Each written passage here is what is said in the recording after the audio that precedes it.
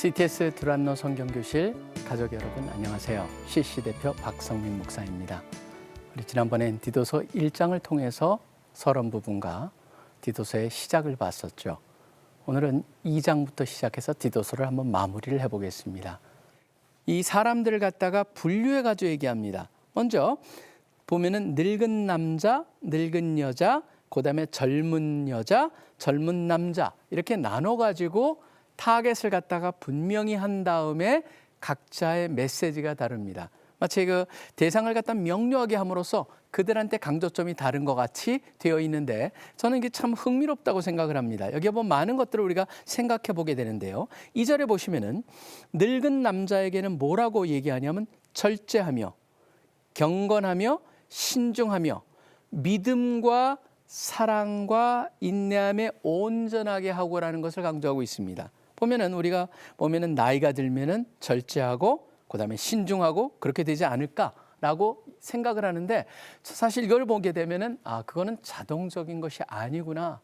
바로 늙은 남자로서는 그 당시에 존경을 받아야 되는 그런 입장의 사람들로서 특별히 여기에 보면 가장 강조되는 게 뭐냐면 인내함의 온전이라는 인내를 가장 마지막 부분에 쓰고 있습니다. 인내라고 하는 것은 바로 뭐냐면 사실 헬라어 단어가 굉장히 능동적인 그런 인내를 말합니다. 수동적으로 그냥 참는 것이 아니고 사실 무엇을 하면서 거기서 일어날 수 있는 모든 것들을 잘 수용할 수 있는 그것을 갖다 후포모네라고 하는 단어를 쓰고 있거든요. 그렇기 때문에 늙은 남자들에게는 나이가 들면 당연히 그런 것이 생기는 것이 아니고 우리가 죽는 순간까지 자신과의 그런 신앙 속에서 성장돼야 되는 그 요소를 갖다 우리한테 기억나게 하는 게 아닐까라는 생각을 하게 됩니다. 그다음에 늙은 여자는 조금 다른 얘기를 합니다. 늙은 여자는 이와 같이 행실이 거룩하며 그래서 앞에 거랑 늙은 남자랑도 굉장히 연결이 되어 있지만 특별히 뭐가 강조되어 있냐면 모함하지 말며 많은 술에 종이 되지 아니하여 선한 것을 가르치는 자들이 되라고 되어 있습니다. 근데 참 흥미로운 건 뭐냐면요. 여기 보면은 선한 것을 가르치는 자들이 돼야 된다라고 돼 있는데 모함하지 말라 많은 술에 종이 되지 않고 함으로써 특별히 여자들한테 본이 되게 하는데 그 본이 되는데 지금 이 얘기를 갖다가 늙은 남자나 늙은 여자를 얘기하면서 그 다음에 늙은 남자들은 늙은 남자로 끝났는데 늙은 여자는 거기서 끝나지 않고 그 다음에 4절하고 연결이 되면은 이렇게 돼 있습니다. 그들로 젊은 여자들을 교훈하라고 돼 있습니다. 재밌지 않습니까? 왜냐하면 늙은 남자는 늙은 남자의 가르침으로 끝났는데 늙은 여자는 늙은 여자에 대해서 얘기를 하고 그러니까 성숙된 모습으로 거룩한 모습이 되고 그런 것들을 강조함과 더 나아가서 젊은 여자들을 교훈하라고 돼 있어요. 이건 뭘 말합니까? 디도가 직접적으로 젊은 여자를 교훈하기보다는 오히려 그 당시에 거기에 나이든 여자들을 통해서 젊은 여자를 교육하게 만들었다라고 하는 이건 뭐냐면 약간의 오해도 받을 수 있고 또 그 가운데 일어날 수 있는 불미스러운 일도 방지하는 면에 있어서 현대로 해보면은 우리 젊은 목사님들이 젊은 여자랑 1:1 교육을 한다든가 제자 훈련을 하는 것을 하지 않는 그래서 저희 CC 같은 경우에도 남자 순장은 항상 순원으로 남자들을 하고 여자 같은 경우는 순장으로 여자가 순장이 돼야 되는 그런 것들을 하고 있는 남녀의 관계를 갖다 굉장히 조심하게 하는데 여기서도 보면은 불필요한 오해와 불미스러운 그런 가능성을 미연에 방지하고 있는 것이 아닌가라고 하는 얘기를 우리가 끄집어낼 수가 있을 것 같습니다. 그리고 그 여자들은 젊은 여자들한테는 교훈을 하도 여기 보면 앞에 나와 있는 일반적인 기독교인들이 살아야 될 그 삶을 당연히 교훈하겠죠. 근데 교훈하되 특별히 그 남편과 자녀를 사랑하며 신중하며 순전하며 집안일을 하며 선하며 자기 남편에게 복종하게 하라라고 되어 있습니다. 가정이라고 하는 것을 소중함을 여기하면서 여러분들이 이걸 보실 때 그 당시의 문화를 염두에 두고 보셔야 되겠죠. 지금은 많이 바뀌었기 때문에 그 가정 다루는 건 다 여자 문제야. 이렇게 하면 참 곤란하죠. 지금은 세상이 바뀌었지만 그 당시 여러분들이 보셔야 되는 것은 조금 이따도 우리가 보겠지만 뭔가 그 당시에 만들어진 문화를 갖다가 파격적으로 뒤집어 엎는 그것이 기독교의 접근법은 아니었다. 결국 여자로서 좋은 여자의 상이 있는데 그 상을 그 당시에 가장 적합한 상이 무엇일까라고 하는 것을 보면서 아내로 하여금 남자 자신의 남편에게 복종하게 하는 것.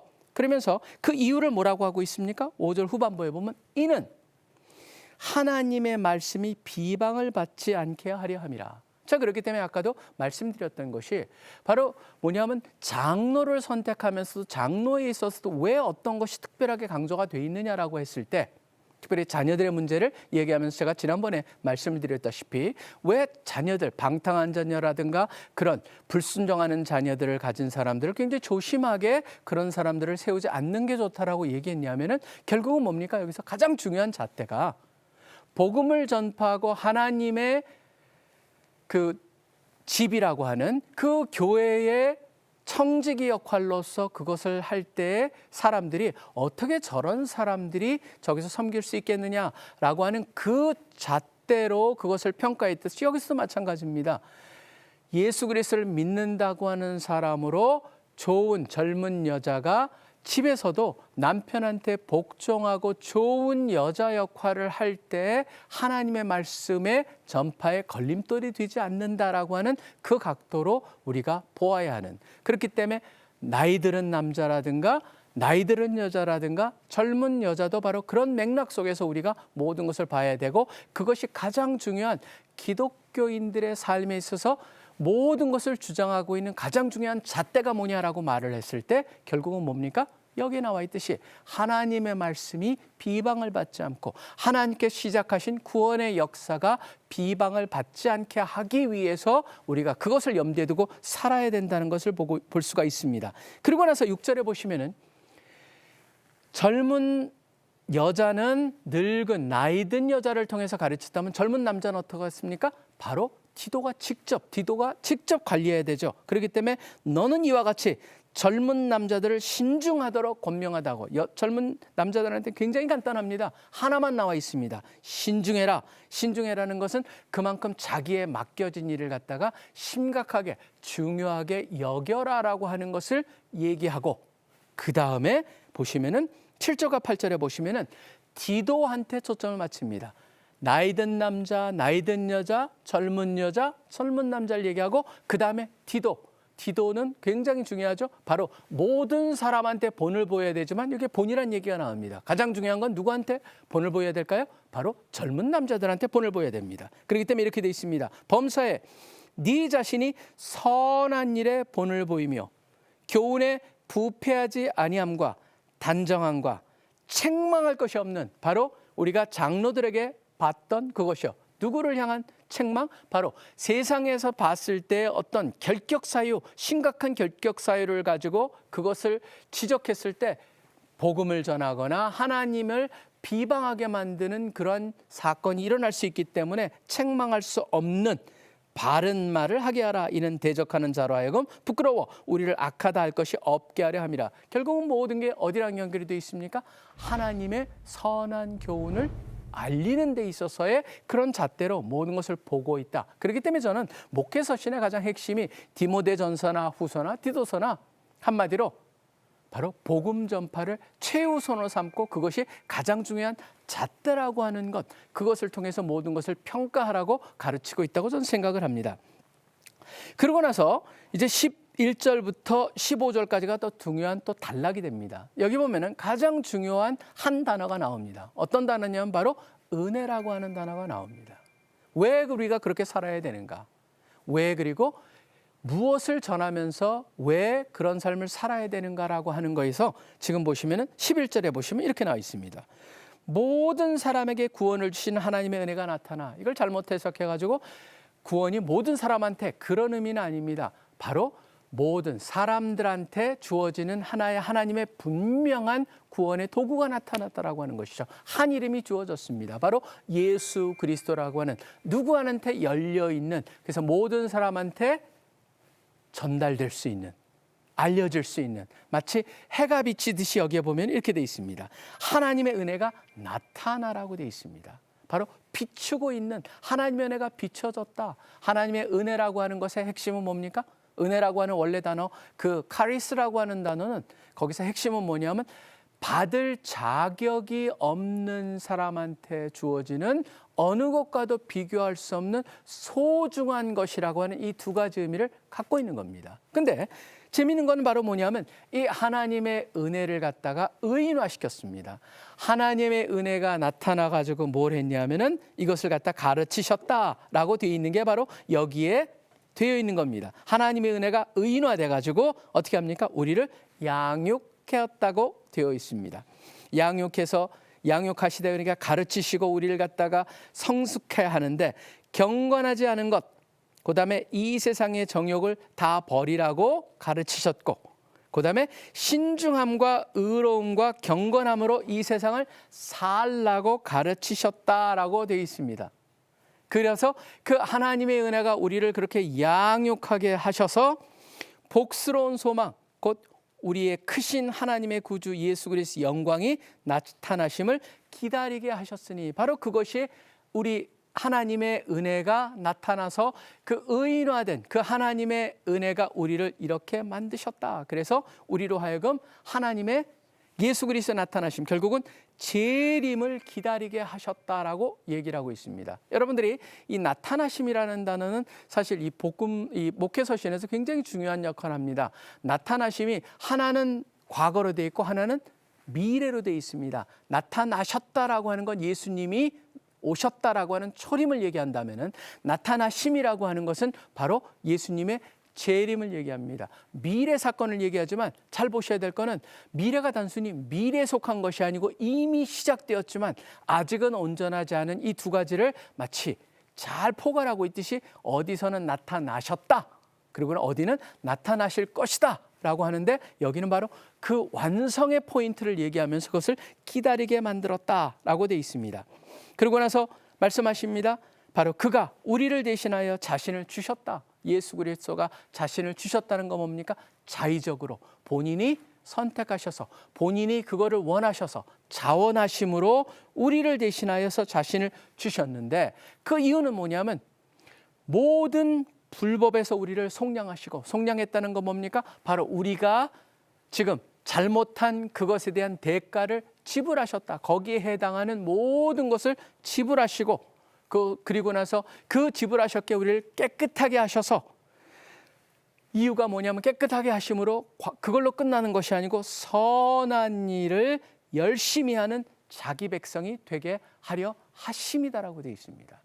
그래서 2장 14절 같은 경우는 굉장히 중요한 역할을 하죠. 무슨 역할을 합니까? 바로 우리가 하나님께서 우리를 갖다가 모든 죄에서 모든 불법에서 그 죄에서 우리를 속량하셨다. 깨끗하게 하셨다. 더 나아가서 이 세상에서 하나님의 일, 바로 선한 일을 하도록 그 일을 하셨다. 그게 바로 하나님의 은혜가 나타나셔서 우리로 하여금 느끼게 하시고 바라보게 하시고 성숙하게 하면서 우리로 하여금 이 세상 속에서 어떻게 살아가야 되느냐를 잘 보여준다. 그래서 2장 디도서의 2장 14절과 사실 에베소서의 2장 10절하고 이 두 가지가 굉장히 선한 일이라고 하는 면에서 우리 믿는 사람들이 이 세상에서 어떤 역할을 해야 되나 그것을 하는 데 있어서 가장 중요한 구절이 됩니다.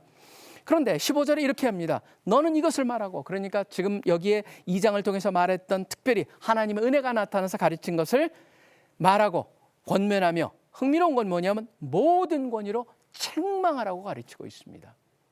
굉장히 사실은 디도한테 쓸 수 있는 말이죠. 강해라, 책망하라, 그리고 모든 권위로 책망하라. 그리고 또 뭐라고 얘기합니까? 누구에게든지 업신여김을 받지 말라. 여기서 업신여김은 앞에서도 계속적으로 반복돼서 강조됐던 게 뭡니까? 언어와 행동의 일치. 그렇기 때문에 그것이 깨져버렸을 땐 누구한테는 업신을 여기게 됩니다. 그렇기 때문에 디도에게 무엇을 강조합니까? 네가 가르치는 것이나 행하는 것에서 본을 보이고 그것을 갖다가 보여줌으로 업신여김을 당하지 않고 주어진 권위로 잘못된 것을 갖다가 분명히 지적하면서 책망할 수 있어야 된다는 것을 얘기하고 있습니다. 그리고 더 나갑니다. 3장 1절에 보시면은 이제 기억해라라는 것을 얘기합니다. 무엇을 기억해야 하냐면은 3장 1절에 너는 그들로 하여금 통치자들과 권세 잡은 자들에게 복종하며 순종하며 모든 선한 일 행하기를 준비하게 하며, 다시 한번 강조가 되어 있습니다. 선한 일 행하기를 준비하게 하며 아무도 비방하지 말며 다투지 말며 관용하며 범사의 온유함을 모든 사람에 나타낼 것을 기억하게 하라. 여기 보면 기억하게 하라라고 하는 표현이 우리 성경에는 그게 나타나기 힘든데 원래 헬라에 보면 이게 현재형입니다. 무슨 말이냐면 그게 습관화되게 하라. 지속적으로 반복하라. 그것을 갖다가 강조하면서 기억을 지속적으로 하게 하는데, 첫 번째 뭐냐면 1절과 2절에서 무엇을 기억하게 하라는 겁니까? 그레데라고 하는 지역의 사람들의 행위와 굉장히 대조되는 것을 여기서 얘기를 하고 있습니다. 선한 일이라고 하는 그 단어 속에서 또 여기 보면 다투지 아니하고 관용하며 범사의 온유함을 모둠에 나타나며, 이것은 뭡니까? 그레데 사람들과 대조를 보여주는 거예요. 한마디로 뭡니까? 우리 기독교인들은 이 세상에서 무엇을 하는 사람들입니까? 자신이 보냄을 받은 영역 속에서 뭐가 되냐면 문화를 바꾸는 사람이 되어야 된다. 그것을 기억하라. 바로 현재 첫 번째 기억해야 되는 것은 우리가 어디 있던 간에 그곳에 새로운 일, 변화를 일으키는 사람들이 되어야 된다는 것을 기억해라. 우리의 임무를 기억하라. 그것을 갖다 선한 일이라고 하는 아까 2장 14절과 연결을 해서 모든 선한 일에 열심히 하는 그 백성, 자기 백성이 되게 한다라고 하는 그것과 연결해서 바로 선한 일, 변화를 일으키는 사람들이 되어야 되고, 3절에 보면 우리가 또 기억해야 되는 게 뭐가 있습니까? 우리가 어떤 존재였는가를 기억하라는 것이죠. 우리도 전에는 어리석은 자요, 순종하니 아니한 자요, 속은 자요, 속은 여러 가지 정욕과 행락의 종노릇한 자요, 악독과 투기를 일삼은 자요, 가증스러운 자요, 피차 미워하는 자였으나, 뭡니까? 바로 그 주위에 있는 믿지 않는 사람들의 그 모습을 보면서 우리가 기억해야 되는 건 뭡니까? 업신여기는 게 아닙니다. 나도 옛날엔 저랬었다. 내가 어떤 존재였는가를 얘기하면서 그 다음에는 이제는 하나님의 구원을 기억하라는 걸 또 얘기를 하고 있습니다. 4절에 보면 이렇게 되어 있습니다. 우리 구주 하나님의 자비와 사람 사랑하심이 나타날 때 우리를 구원하시되, 여기 보면 나타날 때가 뭡니까? 바로 그것이 나타났었을 때, 여기에 보면 예수 그리스도의 오심과 그 초림과 연결이 되어 있죠. 그것이 나타났을 때 우리를 구원하시되, 우리가 행한 바 의로운 행위로 말미암지 않고, 그러니까 그분이 우리를 어떻게 구원하셨습니까? 우리가 의로웠기 때문에 구원, 우리의 행위로 구원한 것이 아니고 오직 그의 긍휼하심을 따라 중생의 씻음과 성령의 새롭게 하심을 하셨나니. 사실 이걸 가지고 우리가 설명을 하면 굉장히 엄청난 표현을 쓸 수가 있을 겁니다. 근데 흥미로운 게 하나가 있습니다. 여러분이 나중에 한번 찾아보신다면요, 마태복음 19장 28절의 단어 하나가 여기에도 동일하게 쓰이는데 딱 성경에 2번밖에 안 나오는 단어입니다. 그 단어가 바로 뭐냐면 우리 성경에는 중생으로 표현이 되어 있습니다. 중생의 씻음과 성령의 새롭게 하심이라고 되어 있는데, 중생이란 단어가 거기 보면 그 당시에 바로 새로 태어난다, 새로 만들어진다라고 하는 그런 의미를 갖고 있는데, 단순한 우리 몸이 아니에요. 뭐냐 하면 이 세상을 쓸 때 하는 단어였습니다. 그래서 팔링게네시아라고 하는 단어로 쓰이고 있는데, 그게 보면은 마태복음 19장에 보면은 미래에 새롭게 하실 것에 대한 얘기를 하고 있는데, 여기서는 그것이 이미 일어났다라는 걸 얘기하고 있습니다. 여러분, 이걸 통해서 무슨 얘기를 하고 있는지 아세요? 미래에 일어날 일을 하나님께서 우리한테 어떻게 일어나게 하냐? 미래, 여러분 보시면 옛날에 그런 영화가 있었죠. Back to the Future. 미래로 간다.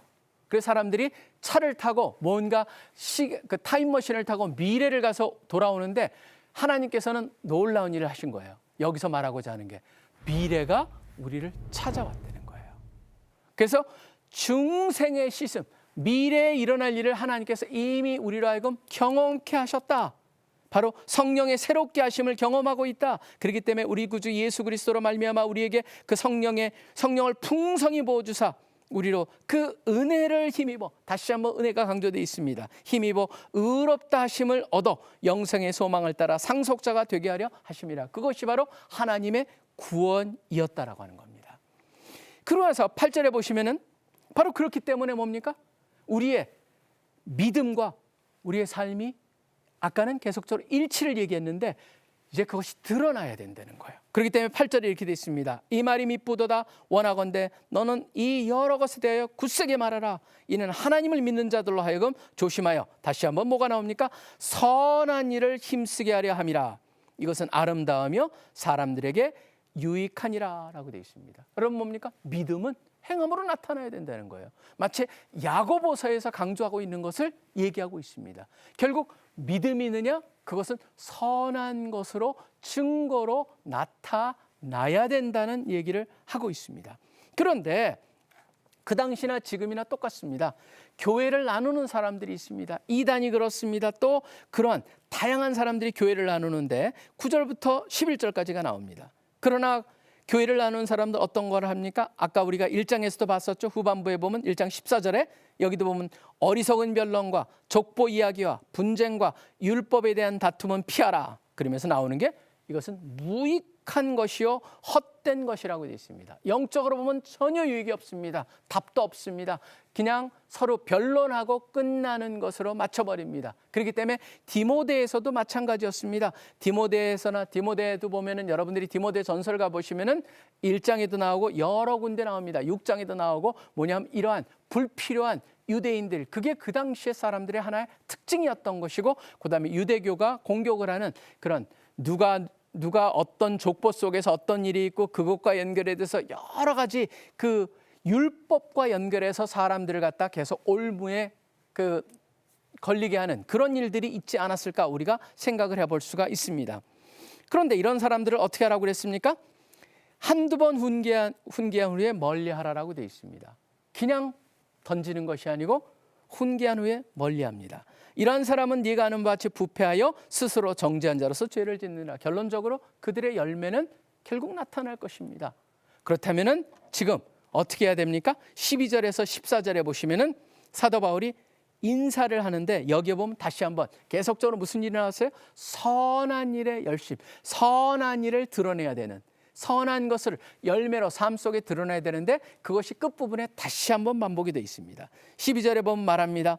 내가 아데마나 두기교를 네게 보내리니 그때 네가 급히 니고볼리로 내게 오라. 내가 거기서 이 겨울을 지내기로 작정하였다. 사실 디도는 이후에 여기 니고볼리로 가죠. 니고볼리로 가가지고 나중에 어디로 갔을까? 성경을 통해서 추측해 보기는 지난번에 말씀드렸다시피 달마디아로 갔다가 나중엔 그레데로 다시 돌아왔다는 걸 우리가 알 수 있는데, 그 얘기를 하면서 13절과 14절에 보면 율법교사 세나와 및 아볼로를 급히 먼저 보내요. 흥미롭게 되어 있습니다. 그들이 부족함이 없게 하고, 무슨 말입니까? 그들이 거기 갔을 때 필요가 있다면은 14절에 또 우리 사람들로 열매 없는 자가 되지 않게 하기 위하여 필요한 것을 준비하는, 그러니까 앞에 있는 사람들의 필요가 있을 때 필요한 것을 갖다가 채워주는, 그걸 뭐라고 그래요? 좋은 일에 힘쓰기를 배우게 하라. 무슨 말입니까? 이 세나라든가 아볼로가 급하게 그곳에 가다 보니까 필요한 것이, 부족한 것이 많을 텐데 그들의 그 필요를 채워주는 것도 그 선한 일의 일종이다. 거기에 참여함으로써 그들도 이 선한 일을 하는 것을 배우게 하라라고 하는 게 바로 여기서 나오는 초점이죠. 여러분 보시면 계속적으로 반복되는 게 뭡니까? 선한 일로 우리의 삶 속에 그 좋은 바른 가르침이 있다면 바른 행실로 선한 것으로 열매가 드러나야 되고, 심지어 이 마지막 인사 부분조차도 거기에 내가 세나와 아볼로를 보낼 텐데 그들이 부족함이 있다면 그 부족함을 채워줌으로써 그 선한 것을 드러내게 해라라고 되어 있습니다. 그리고 말합니다. 나와 함께 있는 자가 다 내게 무난하니 믿음 안에서 우리를 사랑하는 자들에게 너도 무난하라. 은혜가 너희 무리에게 있을지어다. 디도한테만 편지를 쓰는 게 아니고 디도를 통해서 뭡니까? 많은 사람들을 연결을 합니다. 저는 여기서도 디도 한 사람에 대한 얘기가 아니고 디도를 통해서 세워지는 그레데에 있는 교회, 그리고 그곳에서 세워지는 하나님의 백성들을 향해서도 인사하면서 그들로 하여금 궁극적으로 디도 전체 하나를 딱 뽑는다면은 선한 일을 함으로써 하나님의 교훈을 널리 알릴 수 있는 그런 리더를 세우고 그 리더 밑에서 좋은 그런 하나님의 백성들이 훈련되어지기를 원하는 마음으로 디도에게 썼다라는 것을 알 수 있습니다.